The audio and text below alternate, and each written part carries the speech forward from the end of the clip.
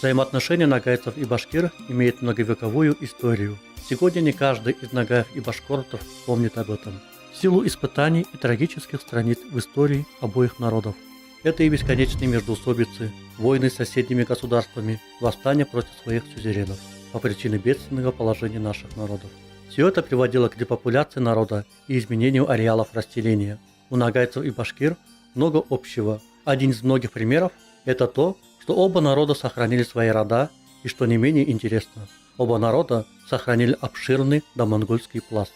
Сохранилась мощная фольклорно-этнографическая база, корни которого уходят задолго до монгольского вторжения. Наша с вами задача – возродить былую дружбу и добрую память между нашими народами.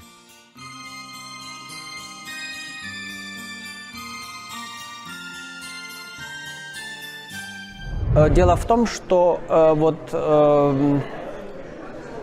самосознание этническое, оно у наших народов, кстати, общее, очень схожее у нагайцев и у башкир. Оно основывается на истории семьи, естественно, а семья очень тесно связана с историей того рода, к которому принадлежит семья.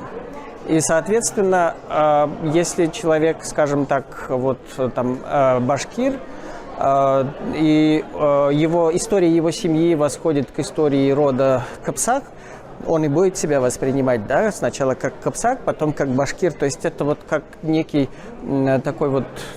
часть фундамента, на котором основывается его этническое самосознание.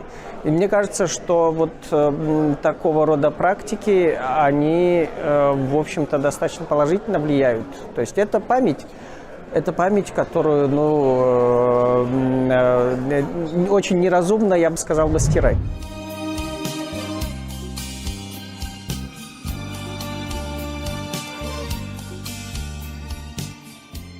История политических взаимоотношений нагайцев и башкир отсчитывается с 1480-х годов, когда большая часть башкирских родов подчинилась нагайцам и вошла в состав Ногайской Орды. При этом этнические связи начались куда ранее, ведь многие рода у наших народов общие. Например, Копчак, Канглы, Сиджиут, Бадрак и многие другие. Площадь земель, вошедших в Ногайскую Орду, занимала почти всю территорию современного Башкортостана. Башкирские племена в составе Орды имели особый статус и некоторую долю автономии. Территория расселения башкирских племен, как известно, была поделена между тремя так называемыми, как сейчас говорят, постордынскими государствами: Казанским ханством, Сибирским ханством и Ногайской Ордой. Как раз большая часть современной Башкирии входила в ногайские владения. Судя по тем источникам, которые мне известны, ногайские правители образовали на территории Башкирии, на Южном Урале, особое наместничество, правителям которых назначали или своих близких родственников, или царевичей из рода Чингисхана. Дело в том, что Ногайская Орда была единственным государством на развалинах Золотой Орды, где правили не потомки Чингисхана. И поэтому правители Ногайской Орды не имели права обзавестись ханским званием. Они оставались только биями, то есть беками, князьями. Для того, чтобы узаконить свою власть, они постоянно прибегали к помощи какого-нибудь законного хана, правителя. Понимаете, договариваться с соседними правителями очень сложно всегда. Какие-то компромиссы, какие-то договоренности часто невыгодные. И поэтому нагаи, в конце концов, нашли другой выход. Они стали воспитывать у себя молодых царевичей, которых потом рассчитывали посадить на троны близлежащих ханств. Вот, например, знаменитый Кучум, который правил в Сибирском ханстве, он тоже воспитывался у нагаев. Казахский хан, знаменитый Хакназар, тоже был воспитанником в Ногайской Орде. Так вот, Башкирия предназначалась как своеобразный тренировочный полигон для того, чтобы набрать административный опыт, практику этим молодым царевичам. Эти будущие ханы назначались нагаями наместниками Башкирии. И когда они там уже обучались управлять, тогда их ставили, нагаи их ставили с ханами вот в соответствующее соседнее ханство. Но, в принципе, Башкортостан в составе Ногайской Орды обладал статусом наместничества.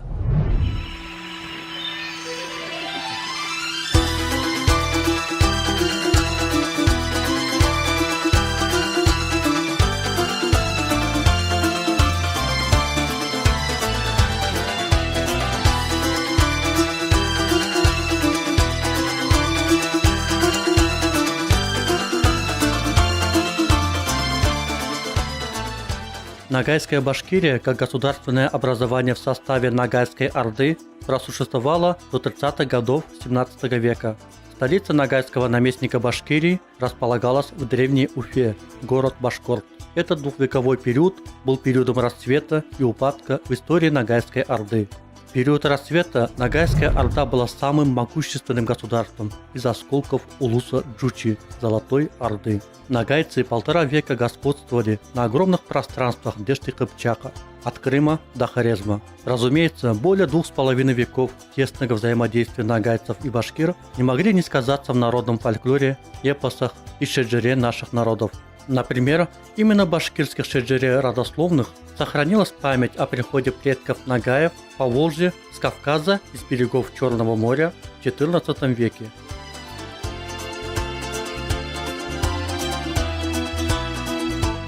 Если же брать историческое измерение, то оно, конечно, очень глубокое. Знаете, об этом нужно, наверное, отдельные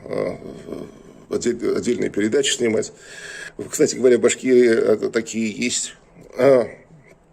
В целом ряде наших исторических передач упоминается о башкиро-ногайском родстве. Хотя, конечно, сам по себе ногайский период у нас недооценен. У нас в Башкортостане в нашей историографии есть даже целый период, который так и называется ногайским периодом истории башкирского народа. Это относится к тому времени, когда Башкирия, исторический Башкортостан, а он был в несколько раз больше нынешней территории нашей республики, большая его часть входила тогда в состав Ногайской Орды. Этот период у нас изучается, конечно, но он несколько недооценен, я уже говорил. Если брать российскую историографию, то там сведения о культурном взаимодействии, близости, братстве наших народов, они начинаются хотя бы с академика Рычкова, лучшего, пожалуй, в 18 веке экспорта по Башкирии, который даже саму этимологию самоназвания башкир, башкорт, он связывает, причем версии, которая до сих пор является наиболее распространенной и среди народа, и среди ученых. А у нас много этимологий слова башкорт, как, впрочем, почти всех этнонимов. Так вот он свою этимологию, то есть значение этого слова, связывает именно с ногайцами. Что якобы именно ногайцы называли башкир, башкорт, главный волк. На самом деле это не совсем так, эта этимология, она относится не только к ногайцам, но ведь он тоже не на пустом месте брал эту информацию. Так говорили ему сами башкиры, в том числе его информатор, башкирский старшина Кадрас Мулакаев. То есть уже даже во второй половине XVIII века, когда пути наших народов далеко разошлись, и исторически, и географически, башкиры, получается, сохраняли память вот об этих родственных связях. Да и до сих пор любые древние курганы, будь то сарматского, например, времени, или угорские, или еще какие-либо, они называются зачастую ногайскими. Просто вот ногайскими. Ну, подобные примеры, их можно множить. История наших народов, она достаточно тесно связана. Это связано и с общими кыпчакскими элементами в нашем этногенезе, и с ордынским, и постордынским периодом.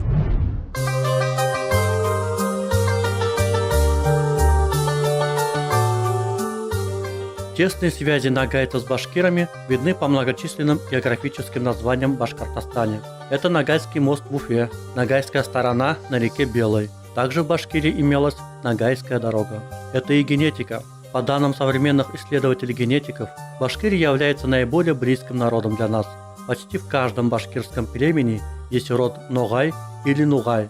В особенности юртовские ногайцы и северо-западные башкиры во многом похожи. Оба анклава имели служилый статус и участвовали в войнах России, поднимали восстания и имели полуоседлый, полукочевой быт, испытали татаризацию и возрождают сегодня свою идентичность.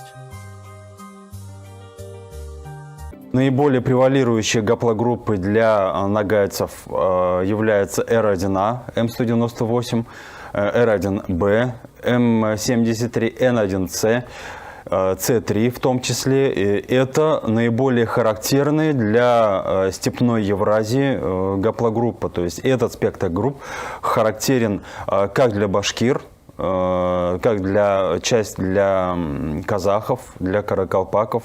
Но и, естественно, по этому спектру мы можем говорить о том, что башкиры и нагайцы – это на генетическом уровне одни из наиболее близких друг к другу народов. Поскольку этот период, ногайский период, он был таким последним, вот этим большим ордынским периодом перед вхождением Башкирии в состав русского государства, он наиболее хорошо отразился в памяти башкирского народа, существует огромное количество преданий, записанных и так далее. И вот здесь ногайский период уже третий у нас пласт, да? Этнический пласт, то есть я говорю, до монгольского периода башкиры, древние башкиры, потом из Улус-Чучи, и потом уже в этот ногайский период тоже выливаются уже непосредственно ногайцы. Но поскольку тогда уже башкиры и ногайцы уже тоже это уже совершенно отдельная народность. То есть они отражаются в башкирской номенклатуре не под названием своих там подразделений родов, там кипчаки, там мангыты, там кириты, нет.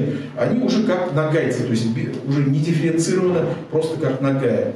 Вот у нас есть вот большой башкирский, значит, клан, племя Минги, да?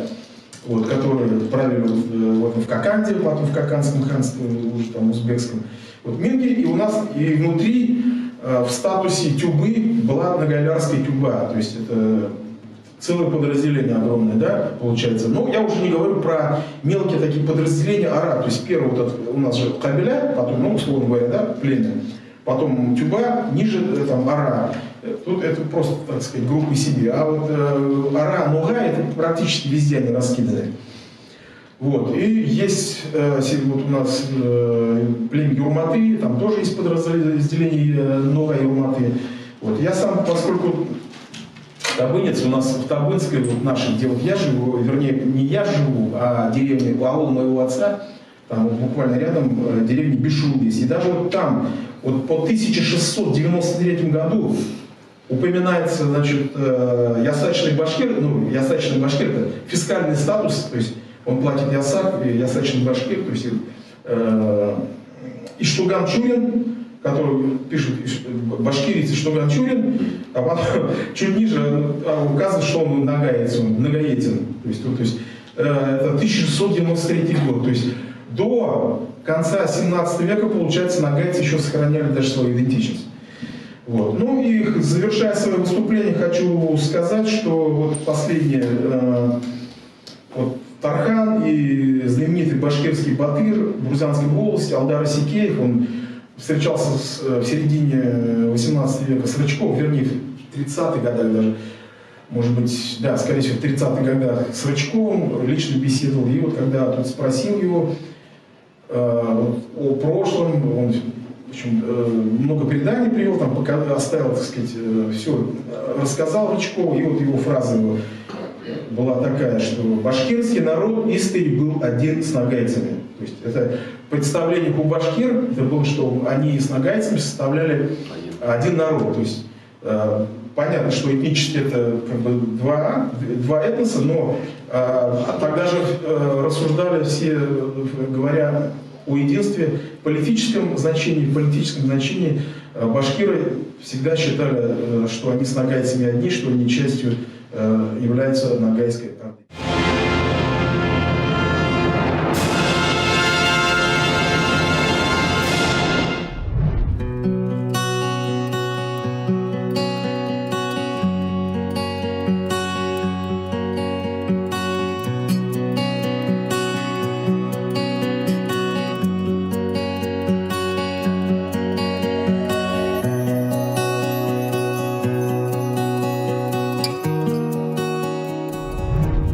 Касаемо фольклора, выдающийся исследователь Ашим Сикалиев в своей книге «Ногайский героический эпос» приводит такой отрывок из эпоса «Орак и Мамай». Ороптан шығып шеркешлермен ойнаған, оралды өтіп башкирлермен жайлаған, оралдан үлкен қылыш байланған, орда ақтарып бас кескен, оюлы есік көп ашқан, ойсызларды тақтан түсірген, 10 ханиге қаптай қара кидірген.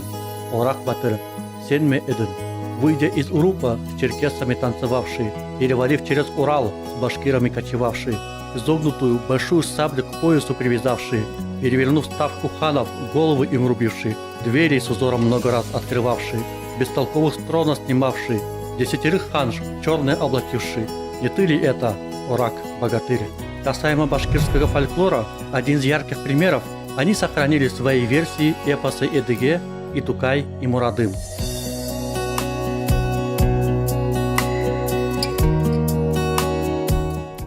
Эпос Едигей – это чисто вот Ногайского круга эпос. Тут именно есть он у народов, которые входили в Ногайскую Орду. Вот есть татарский вариант якобы. Но может ли быть татарский вариант, если у них нет терминологии? Например, я купил в Казани вышедший Едигей, он их тоже не был опубликован. Где-то в конце 80-х годов они опубликовали. Я купил, привез отцу. Отец у меня простой читатель, он любил читать. Привез. Но на каждой странице для татарина это непонятные слова. А идут объяснения, комментарии. Объяснение это. Отца это тормозило. Он удивленно возмущался. Говорит, зачем мне объясняет, что такое, например, РНГ?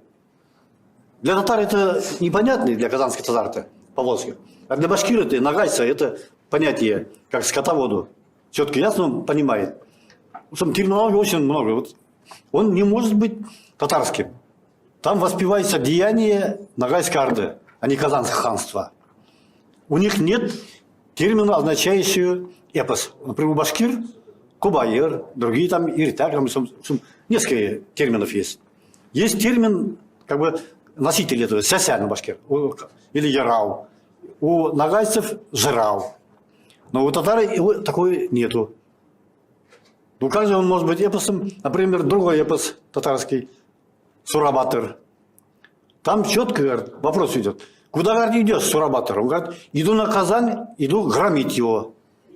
Если он идет громить, как он может быть их национальным эпосом? Я спрашиваю ребят, своих знакомых, казанских ученых, это что за это герой, говорит, национальный, который идет громить вас самих? Ну, так же не бывает. Те не бывает, ну, это, говорит, ну... И они записаны не на территории Казанского ханства. События все происходят в Ногайской Орде, чужой территории. И воспевается деяние батыров Ногайского круга. Там и башкиры воспринимали себя как часть вот этой Ногайской Орды. Они поэтому и вот Едигей у них как свой герой. И все воспевается, в отличие от Ногайских, у ногайских степь воспевается. А у нас он воспевается Уральские горы, Урал. Что Едигей воюет за это Урал, чтобы защищать вот этот народ.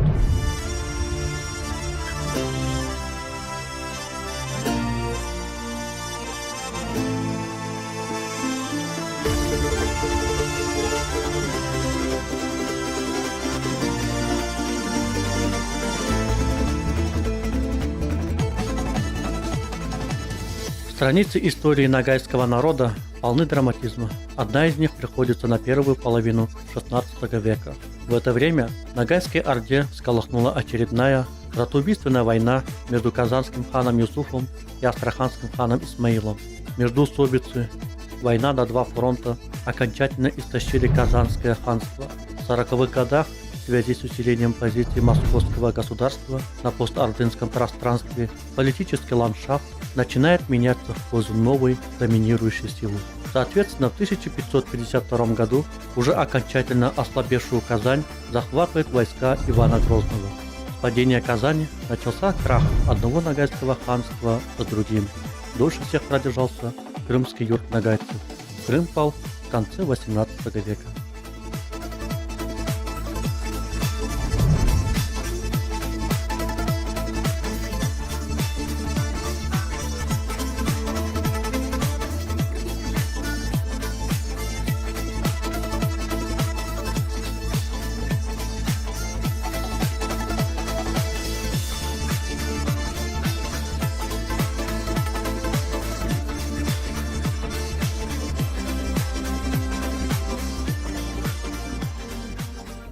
Башкиры, в свою очередь, ослабленные войнами, голодом, междоусобицами, в отсутствии крепкой государственной власти, вместе с нагайцами начинает процесс вхождения в состав российского государства. После потери государственности на Урале часть нагайцев откочевала на Северный Кавказ, часть осталась.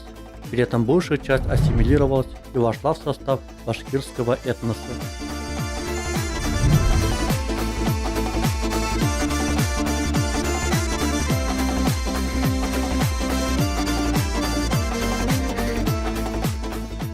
Окончательным распадом Ногайской Орды на две части.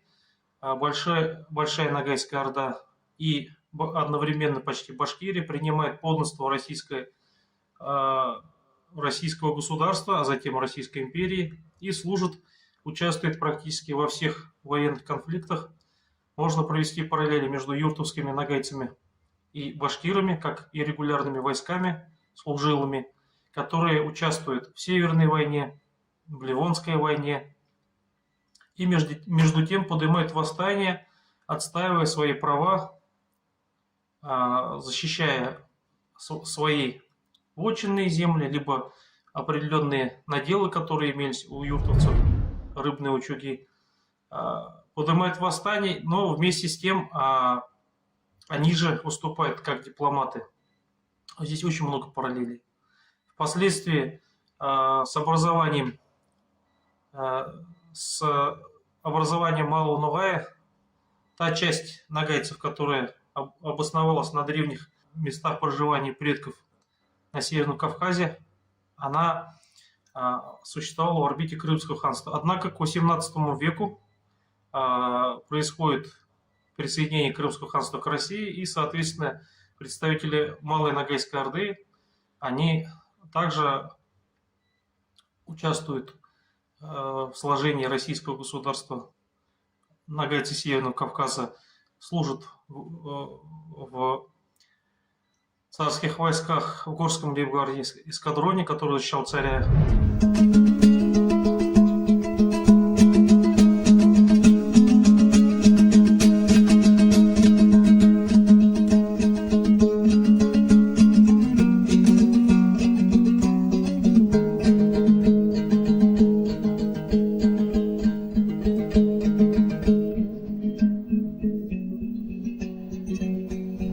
Симбиоз нагайцев и башкир с Московским царством после Российской империи заложил основу для крепкого фундамента в ордынско-русских взаимоотношениях. Оба народа верно служили российскому государству, принимали участие во многих войнах, защищая интересы страны, и восприняли нашу страну как свою новую родину.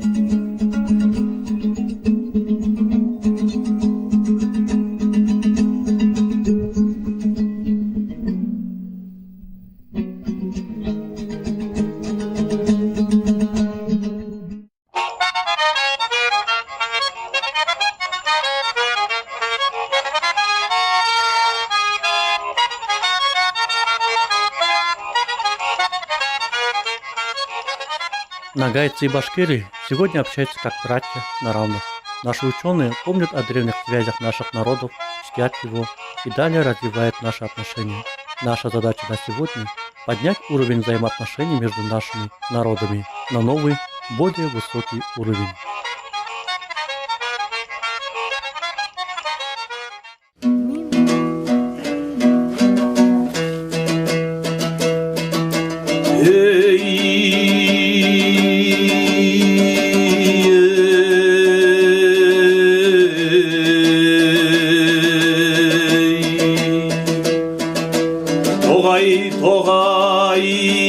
Тоғай су, тоғай қондым өкінмен, қолға амалы ала балта қолға алып, той басладым өкінмен, той басладым өкінмен, той басладым өкінмен.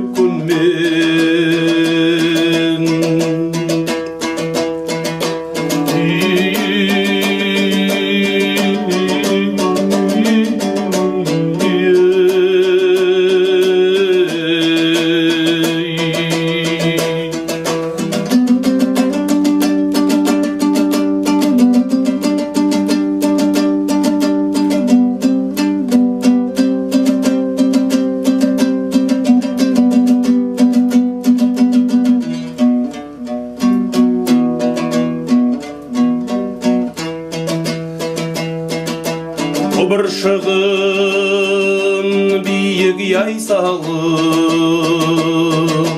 дұшпан атты мүкінмен, оғын сыртлы нар егіп, қош көшірді мүкінмен, қош көшірді мүкінмен, қош көшірді мүкінмен.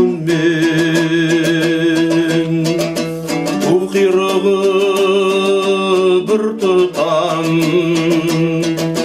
тұлпар мінді мүкінмен, туған айдай торлантып, туылғы кейді мүкінмен, туылғы кейді мүкінмен, туылғы кейді мүкінмен. Ал шымылдық ішінде зерлөндіріктің үстінде тумыл шағын төгілтіп, ару сүйді мүкінмен, ару сүйді мүкінмен, ару сүйді мүкінмен.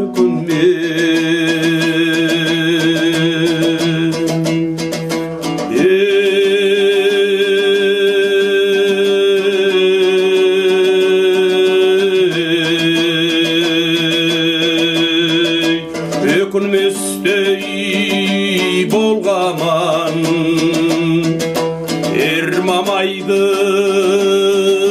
алдында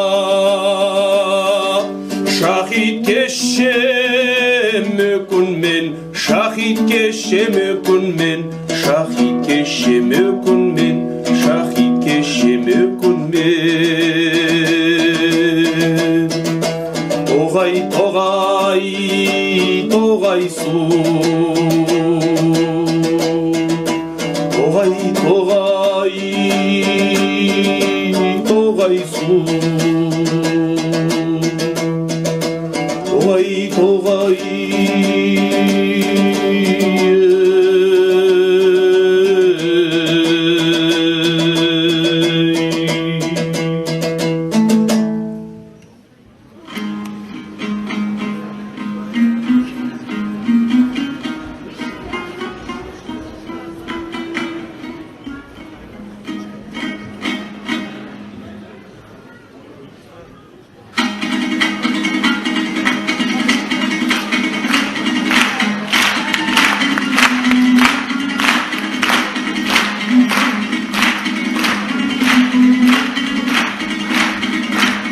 Долины река часто с давних пор я воздвигал, качуя свой шатер. Об этом не сожалею, то не луна сияет надо мной, на голову надел я шлем стальной. Об этом не сожалею. Верблюд с поглажей весь мой караван, я обошел немало дальних стран. Со всей степи из лучших табунов я выбирал горячих скакунов. Топор держала крепкая рука, и пуля каждая была метка. Об этом не сожалею. Натягивал тугую тетиву и падал враг убитый на траву. Об этом не сожалею. Верблюд с поглажей весь мой караван, я обошел немало дальних стран. Со всей степи из лучших табунов я выбирал горячих скакунов. Что бы я ни делал на веку своем, теперь не сожалею жалею ни о чем. С такими, как Мамай, в одном строю народу жизнь без страха отдаю.